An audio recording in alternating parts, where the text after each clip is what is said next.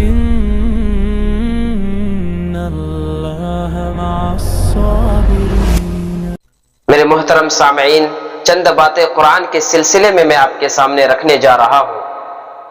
آج ہم اور آپ جو قرآن کریم کو تراویح میں پڑھ لیتے ہیں یا سن لیتے ہیں اور ہم یہ سمجھتے ہیں کہ ہم نے قرآن کا حق ادا کر دیا، نہیں میرے بھائی، یہ قرآن صرف تراویح میں پڑھنے کا نام نہیں ہے۔ یہ قرآن صرف جو ہے قرآن خوانی کرنے کا یا تعویذ گنڈے کا کتاب نہیں ہے۔ یہ قرآن ہے، وہ اصل مقصد اس قرآن کا کیا ہے؟ وہ ہے ھدی للناس، کہ لوگ ہدایت کے راستے پر آ جائے۔ اس قرآن کو پڑھ کر، اس قرآن کو سمجھ کر لوگ ہدایت پا جائے۔ اور یہ کب ہوگا؟ کب ہم ہدایت کے راستے پر آئیں گے، صحیح راستے پر آئیں گے؟ جب ہم اس قرآن کو پڑھیں گے اور اس قرآن کو پڑھنے کے ساتھ ساتھ تدبر کریں گے، اس پر غور و فکر کریں گے، اور غور و فکر کرنے کے ساتھ ساتھ سب سے بڑی بات ہے کہ اس پر عمل کریں گے۔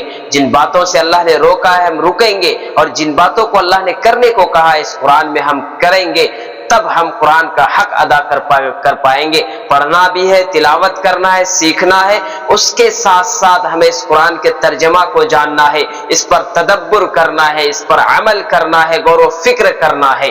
یہ ہے اصل مقصد قرآن کا، اور لوگوں تک اس قرآن کو پہنچانا ہے۔ خود عمل کرنا ہے اور لوگوں تک اس قرآن کو پہنچانا ہے۔ لیکن افسوس کی بات ہے کہ یہ وہی قرآن ہے جو صحابہ کرام کے زمانے میں تھے، یہ اللہ کے رسول کی وہی باتیں ہیں جو صحابہ کرام کے زمانے میں باتیں تھی، اور یہ وہی اللہ موجود ہے جو صحابہ کرام کے زمانے میں تھے۔ لیکن ہم لوگ آج اس قرآن کو چھوڑے بیٹھے ہیں۔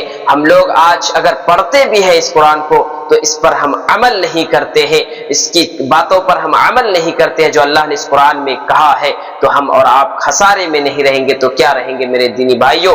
ہم آج سے ہم لوگ جو ہے یہ عہد کریں کہ قرآن کریم کو ہمیں مضبوطی سے پکڑنا ہے، سیکھنا ہے، سمجھنا ہے اور اس پر عمل کرنا ہے، ورنہ ہم خسارے میں رہیں گے۔ اللہ کے نبی صلی اللہ علیہ وسلم جب اس دنیا سے جا رہے تھے تو اللہ کے نبی صلی اللہ علیہ وسلم یہ اعلان کیا تھا کہ دو چیزوں کو مضبوطی سے پکڑے رہنا، ایک کتاب اللہ، ایک سنت رسول اللہ، یعنی اللہ کی کتاب اور میرا طریقہ کو مضبوطی سے پکڑنا، دانتوں سے پکڑنا، تو اس کو چھوڑنا نہیں۔ اگر جو چھوڑے گا وہ گمراہی کے راستے میں چلا جائے گا۔